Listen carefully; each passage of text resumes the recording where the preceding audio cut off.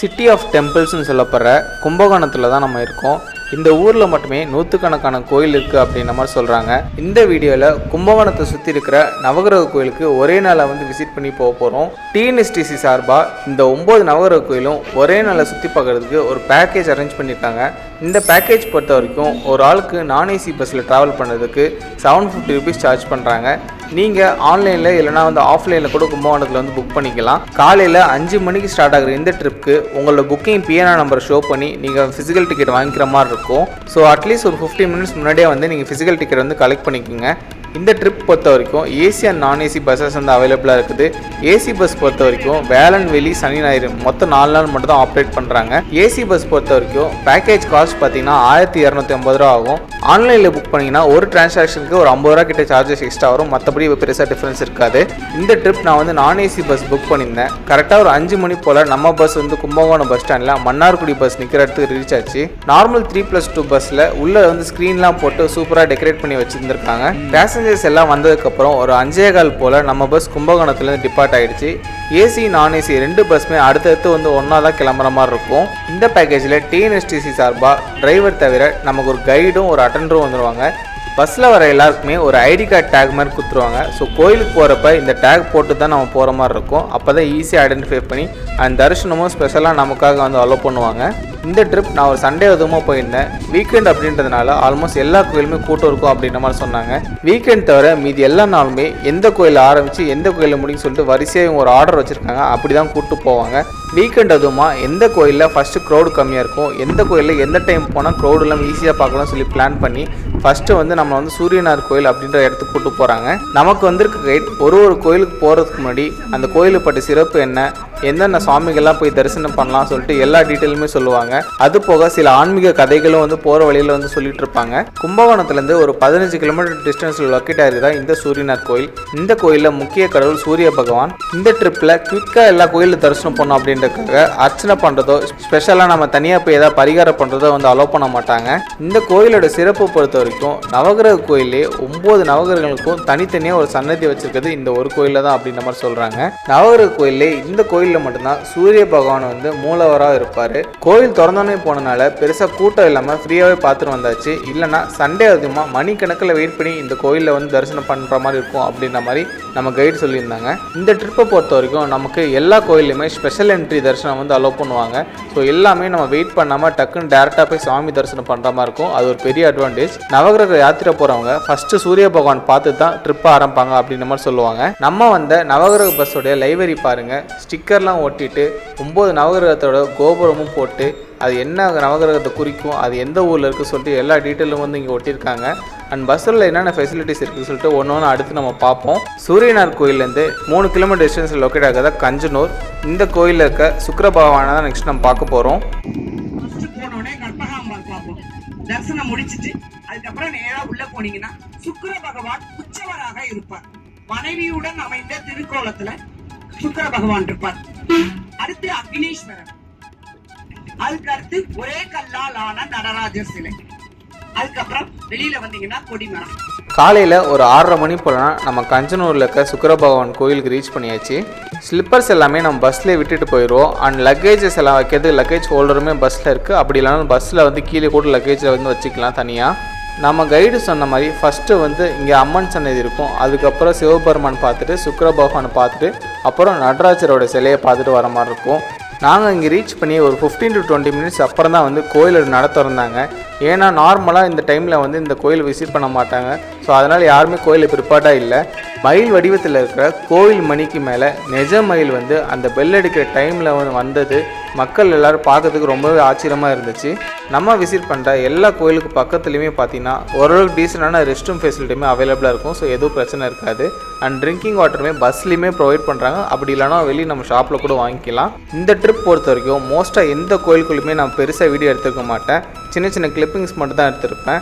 And மேஜராக இந்த வீடியோவை டார்கெட் எதுக்கு அப்படின்னு பார்த்தீங்கன்னா எப்படி உங்கள் டைம் மேனேஜ் பண்ணி 9 கோயிலும் ஒரே நாளில் சுற்றி காட்டுறாங்க. அதுவும் முக்கியமாக எல்லா கோயிலுமே ஸ்பெஷல் என்ட்ரியில் நம்மளை கூட்டு போயிட்டு வந்துடுறாங்க. நம்ம பார்க்க போகிற பகவான் ராகு பகவான், இவரை தான் இப்போ பார்க்க போகிறோம். இங்க இடத்துல இங்க ராகு பகவானுக்கு உட்கார வச்சு நம்மளுக்கு சங்கல்பம் பண்ணுவாங்க. சங்கல்பம் அர்ச்சனை கிடையாதுங்கிற வசி இந்த ஒரு இடத்துல மட்டும் பூ கிண்ணத்துல எடுத்துட்டு வருவாங்க. உங்க ராசி நட்சத்திரம் எல்லாம் சொல்லி பெரிய பட்டியல் போடாம அப்பா அம்மா வந்திருந்தீங்கன்னா பிள்ளைங்க பேரோட நிப்பாட்டிக்கிங்க, இல்ல பிள்ளைங்க வந்திருந்தீங்கன்னா அப்பா அம்மா பேரோட நிப்பாட்டிங்க. குறைஞ்ச ராசி நட்சத்திரத்தை சொல்லி இங்க ஒரு சங்கல்பம் பண்ணிக்கிங்க. மண்ணை உட்கார வச்சிருவோம். நம்ம கைடு சொன்ன மாதிரி நெக்ஸ்ட் நம்ம வந்திருக்க கோயில் திருநாகேஸ்வரத்தில் இருக்க ராகு பகவான் கோயிலுக்கு தான். இங்கே நம்ம ராகு சன்னதியில் கொஞ்ச நேரம் உட்கார வச்சு அர்ச்சனைலாம் பண்ணுவாங்க. இந்த கோயில் பொறுத்த வரைக்கும் ராகுகால நேரத்தில் நடக்கிற பாலாபிஷேகம் ரொம்பவே சிறப்பாக இருக்கும் அப்படின்னு நம்ம சொல்லுவாங்க.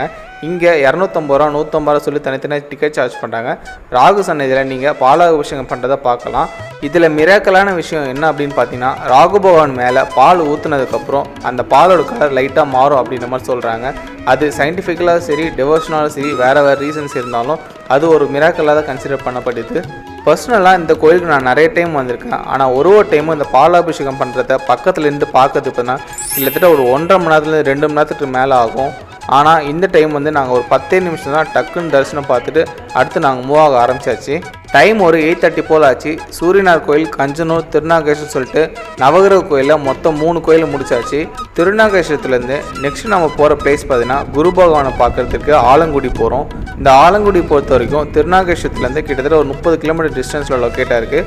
ஒரு ½ hourக்கு மேலே வந்து ட்ராவல் டைம் ஆச்சு. இந்த 9 நவகிரக கோயிலே தனித்தனியாக நான் நிறைய கோயிலுக்கு போயிருக்கேன். அதில் ஆலங்குடியும் திங்களூரும் நான் போனதே இல்லை.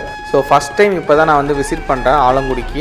ஆலங்குடியில் இருக்க இந்த கோயிலோட பேர் ஆபத் சகேஸ்வரர் திருக்கோயில் அப்படின்ற மாதிரி சொல்கிறாங்க. தேவர்கள் சிலரை வவ்வால்கள் வந்து தாக்கும்போது சிவபெருமான் காப்பாற்றினதாக சொல்கிறாங்க. அதனால இந்த கோயிலுக்கு இந்த பேர் வந்திருக்கு. குரு பகவான் சிவனை இங்கே வழிபாடு செஞ்சதாக வந்து புராணத்தில் சொல்கிறாங்க. குரு பகவானுக்கு தனியாக இங்கே ஒரு சன்னதி வந்து அமைச்சு வச்சுருக்காங்க. ஸ்பெஷல் என்ட்ரியில் 5 நிமிஷத்தில் நம்ம குரு பகவானை தரிசனம் செஞ்சுட்டு வந்தாச்சு. வியாழக்கிழமை குரு பகவானுக்கு உகந்த நாள் அப்படின்ற மாதிரி சொல்லுவாங்க. அதனால் வியாழக்கிழமை வந்தோம்னா ஆயிரக்கணக்கான பக்தர்கள் இங்கே வருவாங்க அப்படின்ற மாதிரி சொல்கிறாங்க. இந்த கோயிலில் நமக்கு பிரேக்ஃபாஸ்ட் அரேஞ்ச் பண்ணியிருக்காங்க. பிரேக்ஃபாஸ்ட் பொறுத்த வரைக்கும் எல்லாருமே ஈக்குவல் ஷேர் பண்ணி போகிற மாதிரி இருக்கும். பேக்கேஜ் இன்க்ளூட் ஆகாது. அப்படி இல்லைன்னா யாராவது ஒரு 2 பேர் வந்து பிரேக்ஃபாஸ்ட் ஸ்பான்சர் பண்ணிங்களான்னு கேட்டாங்க. நம்ம பஸ்ஸில் வந்து 2 ஃபேமிலியிலேருந்து ஸ்பான்சர் பண்ணி இந்த பிரேக்ஃபாஸ்ட் வந்து ப்ரொவைட் பண்ணாங்க. பிரேக்ஃபாஸ்ட்லாம் முடிச்சதுக்கப்புறம் நம்ம ஆலங்குடியிலேருந்து கிளம்புறதுக்கு ஆல்மோஸ்ட் வந்து 10 மணிக்கிட்ட ஆகிடுச்சு. ஆலங்குடியிலேருந்து நெக்ஸ்ட்டு நம்ம போகிற இடம் பார்த்திங்கன்னா திங்களூர். இந்த திங்களூரில் சந்திர பகவானை வந்து நம்ம பார்க்க போகிறோம். ஆலங்குடியிலேருந்து கிட்டத்தட்ட ஒரு 40 கிலோமீட்டர் டிஸ்டன்ஸில் லொக்கேட்டாக இருக்குது. ஆல்மோஸ்ட் ஒரு 1 hour கிட்ட ட்ராவல் ஆகிடுச்சு ஆலங்குடியிலேருந்து கிளம்பி. திங்களூர் கோயில் பொறுத்த வரைக்கும் நீங்கள் பப்ளிக் டிரான்ஸ்போர்ட்டில் வர மாதிரி இருந்துச்சுன்னா கொஞ்சம் கஷ்டம் தான் நினைக்கிறேன். ஏன்னா மெயின் ரோட்லேருந்து கொஞ்சம் உள்ளே தான் லொக்கேட் ஆகிருக்குது. சந்திர பகவான் மன அமைதிக்காக சிவபெருமானை வழிபட்டதாக சொல்கிறாங்க. அதுக்கப்புறம் சிவபெருமான் சந்திர பகவானுக்கு வரம் கொடுத்து நவகிரகத்தில் ஒரு இடமும் கொடுத்துருக்காங்க. கருணை முகத்தோட காட்சியில் இருக்கிற சந்திர பகவானுக்கு தனியாக ஒரு சன்னதியுமே இந்த கோயிலில் இருக்குது. பௌர்ணமி நாளில் சிறப்பு பூஜையும் இந்த கோயிலில் நடக்கும் அப்படின்ற மாதிரி சொல்கிறாங்க. நம்ம பஸ்ஸில் தனியாக ட்ரிங்கிங் வாட்டருக்கு மினரல் வாட்டர் கேனுமே வச்சுருக்காங்க. டிரைவருக்கு ஒரு சின்ன ஃபேன் அண்ட் சார்ஜிங்க்கு தனியாக போர்ட்டுமே ஃப்ரண்ட்டில் வச்சுருக்காங்க. ஒவ்வொரு சீட்டுக்கும் தனித்தனி சார்ஜஸ் எதுவும் கிடையாது. ஸோ நீங்கள் சார்ஜ் போனால் ஃப்ரண்ட்டில் தான் வந்து போடுற மாதிரி இருக்கும். திங்களூர்லேருந்து நம்ம கிளம்பவே கிட்டத்தட்ட மணி ஒரு 12:15 கிட்ட ஆகிடுச்சு. இது வரைக்கும் நம்ம வந்து 5 நவகிரகங்களை பார்த்தாச்சு. இதுக்கப்புறம் நம்ம இங்கேருந்து நெக்ஸ்ட்டு போகிற பிளேஸ் பார்த்திங்கன்னா வைத்தீஸ்வரன் கோயில் போகிறோம். வைத்தீஸ்வரன் கோயில் கிட்டத்தட்ட 90 கிலோமீட்டர் டிஸ்டன்ஸில் லொக்கேட்டாக இருக்குது. மயிலாடுதுறை டவுனுக்குள்ளெலாம் நம்ம போயிட்டு போனதுனால கிட்டத்தட்ட ஒரு 2 மணி நேரத்துக்கு மேலே ஆயிடுச்சு நம்ம வைத்தீஸ்வரன் கோயில் கிட்ட வரவே.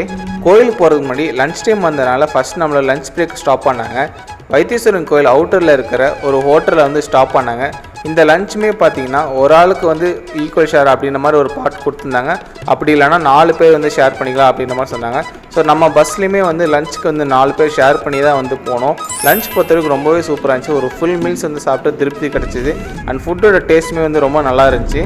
ஏசி நான் ஏசி 2 பஸ் சேர்த்து கிட்டத்தட்ட ஒரு 100 பேருக்கு மேலே இருந்தாங்க. அதனால் லஞ்செல்லாம் முடிச்சுட்டு கிளம்பவே கொஞ்சம் டிலே ஆகிடுச்சு. ஒரு 3:30 மணி போல் வைத்தீஸ்வரன் கோயிலுக்கு வந்து ரீச் பண்ணியாச்சு. இந்த வைத்தீஸ்வரன் கோயில் அப்படின்ற பேர் நிறைய பேருக்கு பிரபலமாக தெரிஞ்சிருக்கும். இந்த கோயிலில் வந்து செவ்வாய் சன்னதி இருக்குது. சிவபெருமானுடைய நெற்றிக்கண்லேருந்து வந்த வேர்வையினால் பிறந்தவர் தான் இந்த செவ்வாய் பகவான் அப்படின்ற மாதிரி சொல்கிறாங்க. இந்த கோயிலில் செவ்வாய்க்கு தனியாக ஒரு சன்னதி இருக்குது. இங்கே மூலவர் உற்சவம் சொல்லிட்டு 2 வடிவத்துலேயும் வந்து செவ்வாய் பகவான் வந்து இருக்கிறார். செவ்வாய் தோஷம் நீங்கிறதுக்கு இங்கே இருக்க செவ்வாய் பகவானை வழிபாடு பண்ணால் நல்லது நடக்கும் அப்படின்ற மாதிரி சொல்லுவாங்க.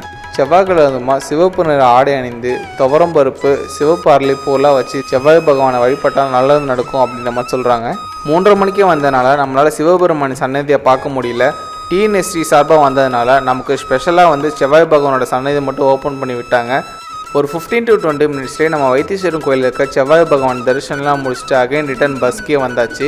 ஈவினிங் ஒரு 3:45 போல் ஆச்சு. இதோட பார்த்தீங்கன்னா மொத்தம் நம்ம 6 கோயில் வந்து முடிச்சாச்சு. இன்னும் 3 கோயில் தான் பெண்டிங்கில் இருக்குது. அடுத்து திருவெண்காடு அப்படின்ற இடத்துல இருக்கிற புதன் பகவான் டெம்பிள் போக போகிறோம். பிரம்ம வித்யம் என்றாலே கல்விக்கு உடையவன் அர்த்தம். புதன் பகவானுக்கு நேர் எய்தாப்புல சந்திர தீர்த்தம் உடையது. அவங்க அப்பா குலம், அப்பாவுடைய பேர்ல குலம்.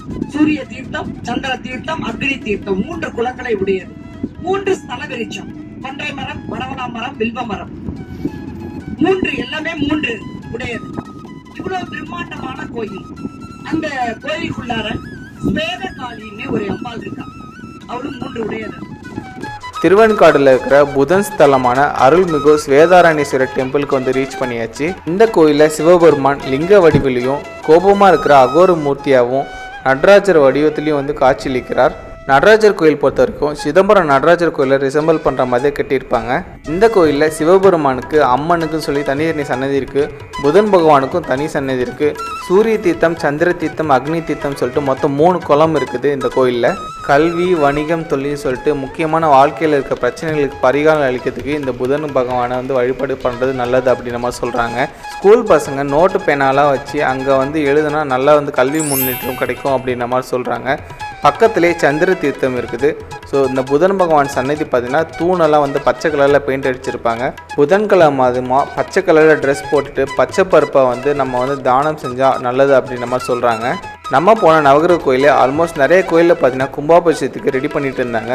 பெயிண்டிங் ஒர்க்லாம் முடிச்சுட்டு கும்பாபிஷேகத்துக்கு தயாராகிட்டு இருந்துச்சு. கேது பகவானால் நமக்கு என்ன நல்லது கெட்டது நடக்கும்? ஞானக்காரன் கேது பகவானுடைய பார்வை நம்மளுக்கு நல்ல இடத்துல இருந்துச்சுன்னா ஆட்டோமேட்டிக்காவே நம்மளுக்கு ஞானம் வரும். ஞானம் என்றால் அறிவுன்னு வச்சுக்கலாம்.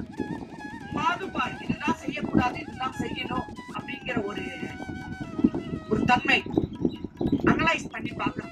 இதை வந்து ஞானம் கொடுப்பவர் நம்மளுக்கு கேது பகவான் தான். இதை செஞ்சா நல்லதா, ஒரு பக்குவ நிலை வரும்.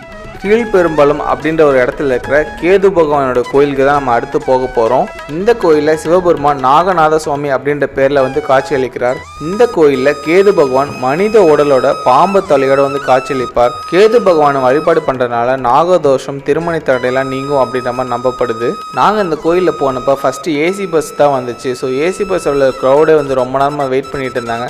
ஸோ தரிசனம் பார்க்க கொஞ்சம் டிலே ஆச்சு. ஒரு 1/2 hour கிட்ட ஆகிடுச்சு. நம்ம போகிற எல்லா கோயிலுமே மதியம் 1 மணிலேருந்து 4 மணி வரைக்கும் க்ளோஸ் பண்ணியிருப்பாங்க. டிஎன்எஸ்டிசி ஸ்பெஷல் பர்மிஷன் வாங்கி நம்மளை வந்து எல்லாத்துக்கும் தரிசனத்துக்கு அலோவ் பண்ணுறாங்க.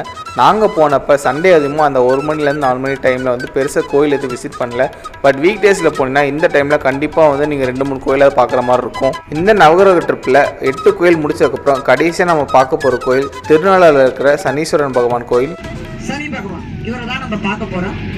இவரு காலையிலே ஒரு சூரிய பகவானோட ஒரு கதை சொன்னார். சூரியனோட மகன் தான் சனி பகவான். இவர் கருப்பா பிறந்தவாசி, அசிங்கமா கருப்பா இருக்கிறவாசி. அப்பா இது என்னடா இது, நம்மளோ ஒளி பொருந்தியவர், தனக்கு பிறந்த குழந்தை இப்படி இருக்கே. கீழ்பெரும்பள்ளத்துலேருந்து நம்ம திருநாளை போகிற ரூட் பார்த்தீங்கன்னா நல்ல சூப்பரான ரூட்டாகவே இருந்துச்சு. ஏன்னா அந்த ஈஸ்ட் கடலோரமாக போகிற மாதிரி இருக்கும். ஒரு செர்டைன் பாயிண்டில் நம்ம கடலில் வந்து பக்கத்துலேயே பார்க்குற மாதிரிலாம் வந்து ரோடு போயிட்டுருக்கும். ஈவினிங் டைமில் கடல் காற்றோட இந்த ரூட்டில் ட்ராவல் பண்ணது ரொம்பவே சூப்பராக இருந்துச்சு. அண்ட் நம்ம போகிற டிஸ்டன்ஸ் பார்த்திங்கன்னா திருநாளை ரீச் பண்ணுறதுக்கு கிட்டத்தட்ட ஒரு 1 மணி நேரம் கிட்ட ட்ராவல் பண்ணி போகிற மாதிரி இருக்கும் கீழ்பெரும்பள்ளத்துலேருந்து. இந்த 9 நவகிரக கோயிலே இந்த திருநாளாவில் இருக்கிற சனீஸ்வரன் கோயில் மட்டும்தான் வந்து பாண்டிச்சேரி ஸ்டேட்டுக்கு கீழே வரும். இந்த கோயில் பொறுத்த வரைக்கும் நலத்தீர்த்தம் சொல்லிட்டு ஒரு குளம் இருக்குது. அந்த குளத்தில் குளிச்சுட்டு சாமி தரிசனம் செய்ய வந்து வருவாங்க. நம்ம சண்டே அதுவும் க்ளோசிங் டைமில் வந்தனால பெருசாக க்ரௌட் எதுவுமே இல்லை. இதுவே நீங்கள் சாட்டர்டே ட்ராவல் பண்ணிங்க அப்படின்னா கண்டிப்பாக இங்கே எக்கச்சக்கமாக க்ரௌட் இருக்கும். ஸோ இங்கே தரிசனம் பார்க்க ரொம்ப லேட் ஆகும். இந்த கோயிலில் சனீஸ்வர பகவான் கையில் அபாய மூர்த்தியுடன் காட்சியளிக்கிறார். அதுக்கு அர்த்தம் என்னன்னு பார்த்தீங்கன்னா யாரும் அஞ்ச வேண்டாம், நானும் இங்கே அருள் புரிவேன் அப்படின்ற மாதிரி சொல்கிறத வந்து குறிக்குது. க்ரௌடு இல்லைனாலும் நம்மளை வந்து இந்த கோயிலில் வந்து ஸ்பெஷல் என்ட்ரி மூலமாக தான் வந்து உள்ளே அனுப்புகிறாங்க. சிவபெருமான், சனீஸ்வர பகவான் சொல்லிட்டு 2 பேருமே தரிசனம் முடிச்சுட்டு மொத்தமாக ஒரு காமநாத்திலே வெளியே வந்தாச்சு. நைட்டு 7:30 மணி போல் இந்த நவகிரக ட்ரிப்பில் இருக்க எல்லா கோயிலுமே நம்ம பார்த்து முடிச்சாச்சு. பஸ்ஸில் சிலர் இங்கேருந்து காரைக்கால் போய் அவங்க சொந்த ஊருக்கு போகலான்னு சொல்லிட்டு பாதி பேர் இங்கேருந்து இறங்கிட்டாங்க. மற்றபடி இந்த ட்ரிப்போட டெஸ்டினேஷன் பார்த்தீங்கன்னா கும்பகோணம் பஸ் ஸ்டாண்ட்லேயே நம்மளை இறக்கி விட்டுருவாங்க. நவகிரக கோயில் பேக்கேஜ் மாதிரி டிஎன்எஸ்டிசி சார்பாக கும்பகோணத்தை சுற்றி இருக்க சில முருகர் கோயிலுக்கு பேக்கேஜ் வச்சுருக்காங்க. அதுக்கான புக்லெட்டும் நமக்கு கொடுத்தாங்க. இந்த ட்ரிப்போடைய ஒரு ஷார்ட் ரிவ்யூ மாதிரி பார்க்கலாம். கண்டிப்பாக இந்த ட்ரிப்பை வந்து ஒன் டேயில் பிளான் பண்ணணும்னா நீங்கள் ப்ரைவேட் வெஹிக்கிளே வந்தாலும் 90% வந்து வாய்ப்பே இல்லை எல்லா கோயிலும் கவர் பண்ணுறதுக்கு. அந்த விதத்தில் இந்த பேக்கேஜ் பார்த்தீங்கன்னா ரொம்பவே யூஸ்ஃபுல்லாக இருக்கும். அதுவும் பார்த்தீங்கன்னா நான் ஏசி வந்து 750 ருபீஸ்க்கே வந்து கொடுக்குறாங்க. எல்லா கோயிலுமே வந்து பக்கத்தில் கிடையாது. ஆல்மோஸ்ட் இந்த ட்ரிப் மொத்தமாக சேர்த்தே ஒரு 280லேருந்து ஒரு 300 கிலோமீட்டர் வந்து ட்ராவல் பண்ணியிருப்பாங்க. குறைகள்னு பார்க்கும்போது நைட் 8 மணிக்கெல்லாம் கும்பகோணத்தில் ரீச் பண்ணிடலாம் அப்படின்ற மாதிரி சொன்னாங்க. பட் வந்து நாங்கள் ரீச் பண்ண ஒரு 9:30 ஆகிடுச்சு. இதனால் வெளியூர் போகிற பிளான் பண்ணவங்க சில பஸ்ஸை விடுற மாதிரி சுச்சுவேஷன்லாம் ஆகிடுச்சு. பட் இதில் யாரையும் குறை சொல்ல முடியாது. கோயிலும் போயிட்டா முன்னப்பண்ண ஆக தான் செய்யும். நம்ம தான் வந்து டைமிங் வந்து கொஞ்சம் பஃபர் வச்சு பிளான் பண்ணணும். கரெக்டாக ஒரு 9:20 போல் நம்ம வந்து கும்பகோணம் பஸ் ஸ்டாண்ட் ரீச் பண்ணியாச்சு. ட்ரிப்பை பொறுத்த வரைக்கும் ரொம்பவே ஒர்த்து அப்படின்ற மாதிரி தான் நான் சொல்லுவேன். நான் நைட்டு வந்து ஒரு 10:15 போல் தான் கும்பகோணத்துலேருந்து சென்னைக்கு பஸ் புக் பண்ணியிருந்தேன். இன்கேஸ் நீங்கள் ரிசர்வ் பண்ணலன்னா நீங்கள் வந்து காரைக்கால்லேருந்து சென்னைக்கோ வேறு ஏதோ சொந்த ஊருக்கு போகிறது பெட்டராக இருக்கும். நீங்கள் கும்பகோணத்துக்கு போனீங்க அப்படின்னா ஒன் டே ட்ரிப்பில் இந்த நவகிரக பேக்கேஜ் வந்து ட்ரை பண்ணி பாருங்கள். கண்டிப்பாக வந்து யூஸ்ஃபுல்லாக இருக்கும். நீங்களும் நம்ம சேனலை சப்ஸ்கிரைப் பண்ணலாம், மறக்காமல் சப்ஸ்கிரைப் பண்ணிவிடுங்க.